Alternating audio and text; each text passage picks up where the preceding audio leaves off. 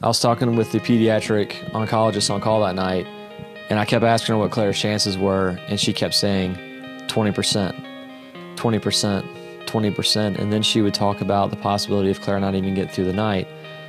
And that's when reality really began to set in for me and Connie that this was more than just a routine diagnosis or sickness, that this was real and that our life was going to be changed forever. The next morning, after they kind of got Claire stabilized, we started speaking with them, and during the night she had called cancer centers all over the United States, and she informed us that Claire's best chance for survival was to get on a study. And that's the importance of St. Baldricks. And this organization focuses all of its money to pediatric cancer research. And many of these pediatric cancers are so dangerous and they're so underfunded, and we know so little about them, that the only chance that a child has is to get on a study for a new drug that's been developed that could possibly save their lives. One of our first nurses we actually met was bald, and we kind of spoke with her a little bit, and she explained to me St. Baldricks, and I think I had the same reaction to her that everybody else has had to me when I explained it. I said, what was St. Baldricks? What is the purpose of this? And she explained to me, and then she told me, and then we got on her Facebook site and we started to look at pictures, and we realized 2 of our other nurses had done it. And then we also saw that many of our oncologists had also done St. Baldricks. And as the research came in and as we looked more and more, we realized that pediatric cancer is completely underfunded in every aspect.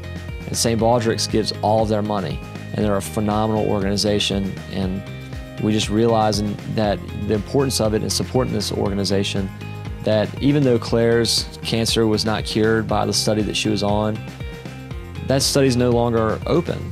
And we know that that study doesn't work. And so there's other avenues that we're going through. And maybe one day an avenue is going to work. So last year I was able to participate in the pediatric cancer research for St. Baldricks Foundation at Lynchburg College and shaved my head. And I got to do it with Claire. And that was the first time that she had had hair in probably 7 months. So a week later, after I lost my hair, she lost hers too. As soon as Claire died, me and Connie, we knew our focus was going to be on doing something in memory of Claire, doing something to support her. And our foundation was coming along about the same time as this event. And in December, me and Connie realized that we wanted to bring awareness to pediatric cancer research to our area, that a lot of kids have been affected by it, but people really don't know how to help all the time and where to give money to, and that St. Baldricks is the best avenue for that, that they are a wonderful organization that is funding research all over the United States and all over the world, actually. And we have to care, because if we don't, no one else will. When we first decided to do it, me and Connie sent out a message to our team from last year, which was me, Connie's father Clayton, Daniel Trent, and Joe Bowles. And I knew immediately that they would do it because they jumped on board last year. And then I sent out a mass group message to a lot of people I know. And the first response I got back, and it was one of the only responses I got back, was from Jake Taylor.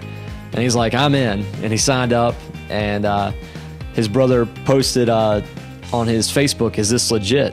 And I think that was the initial reaction for people, is what exactly is this and why are we shaving our heads? But it's just like with anything, you got to do something to raise money, and what better way than to shave your head and to represent what all these children are going to go through, because they're all going to go bald.